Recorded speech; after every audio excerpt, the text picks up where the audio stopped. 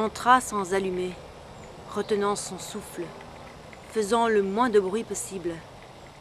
Il ôta ses chaussures, progressa à pas de loup dans le vestibule, s'engouffra dans la cuisine où la nuit était profonde. Là, il alluma. Le néon lui mit une claque. Les carrelages jaunes lui sautèrent au visage, effroyables, stridents, atroces. Il ne s'était jamais fait la réflexion que ce carrelage était horrible, pourtant c'était flagrant. Agressé par ce décor, qui tournait ainsi qu'un tourniquet, il fixa de toutes ses forces le frigo, un frigo absolument normal, blanc, avec un autocollant de Mickey. En quelques minutes, il avala une quantité impressionnante de poulet refroidi, de pommes de terre en chemise, de jambon braisé, de salade frisée, de camembert, de flan à la vanille nappé de caramel, le tout arrosé d'un demi-litre de coca. En fait, c'était surtout faim qu'il avait. Alourdi sur le sol stabilisé, il éteignit, quitta la cuisine, monta l'escalier, retenant son poids le plus possible. Ses pas le dirigèrent vers la salle de bain, éclairée par la rue. Il souleva la lunette du WC, déboutonna son pantalon et urina, longuement, lentement. Ça faisait un bien fou. Puis il se rafraîchit en vitesse, se brossa vaguement les dents et pénétra dans la chambre. Encore 3 pas, plier ses vêtements sur la chaise, enfiler son pyjama et hop, au lit. Enfin, c'était pas trop tôt. Il attendit. Sa femme lui tournait le dos. Ses épaules se dessinaient dans l'ombre parmi les draps de coton. Elle respirait dans le silence. Elle ne supportait pas le bruit du ventilateur pour dormir. Elle ne dormait pas. Elle disait toujours qu'elle ne pouvait pas dormir sans lui. Elle ne dormait pas, il en était sûr. Alors, pourquoi ne se tournait-elle pas vers lui? D'une main, il toucha ce corps qu'il connaissait mieux que le sien. Tout bas, « Rita !» Il désirait lui parler, l'embrasser, lui faire l'amour. Mais plus encore, il désirait qu'elle lui parle, qu'elle l'embrasse et qu'elle lui fasse l'amour.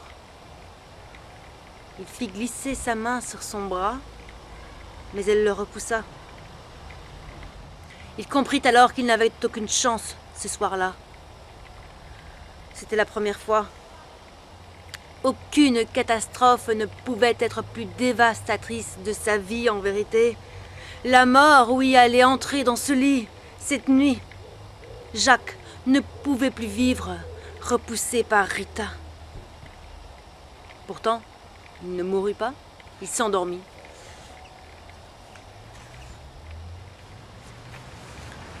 Le lendemain, un rayon de soleil infiltré entre les tentures le sortit du sommeil.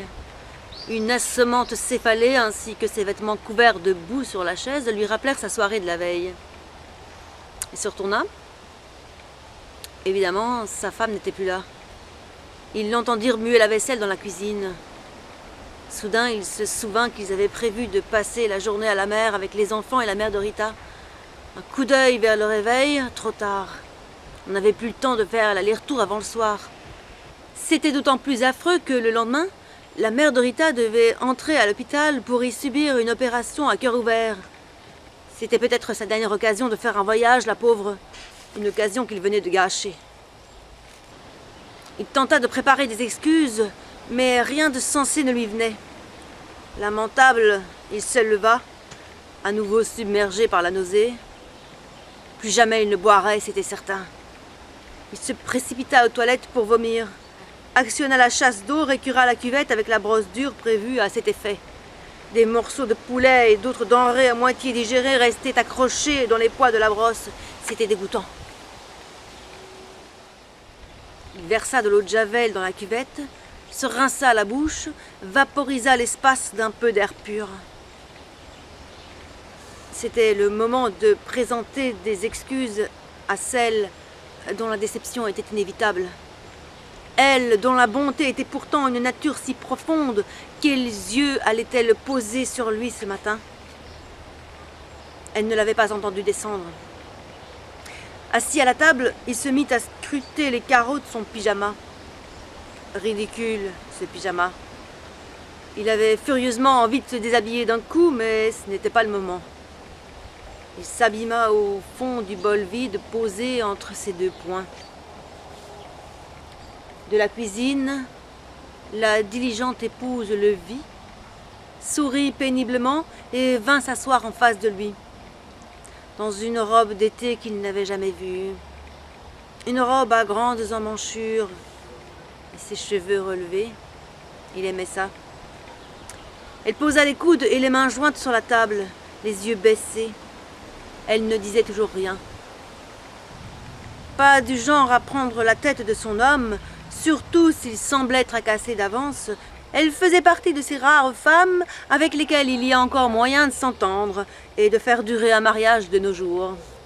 Elle avait pris son petit déjeuner depuis longtemps, toute seule. Elle ne faisait rien. Elle lui tenait compagnie. Elle poussa vers lui les cornflakes. Il en versa dans son bol. Elle ajouta elle-même du lait, dont elle se servit aussi un verre. En avala une gorgée. Les pétales bizarres flottaient dans le lait. Le lait un jour sorti d'une vache. Jacques se sentit, tandis qu'il mâchait, aussi bovin que cette vache. Il mangeait comme une vache, voilà ce qu'il se disait. Il leva la tête vers Rita. Elle but à nouveau une gorgée avec un pâle sourire. Puis elle se leva et retourna faire la vaisselle. Quand le bol fut vide, elle revint le chercher. Profitant de l'occasion, Jacques lui saisit la main. « Tu veux un café ?» demanda-t-elle tendrement.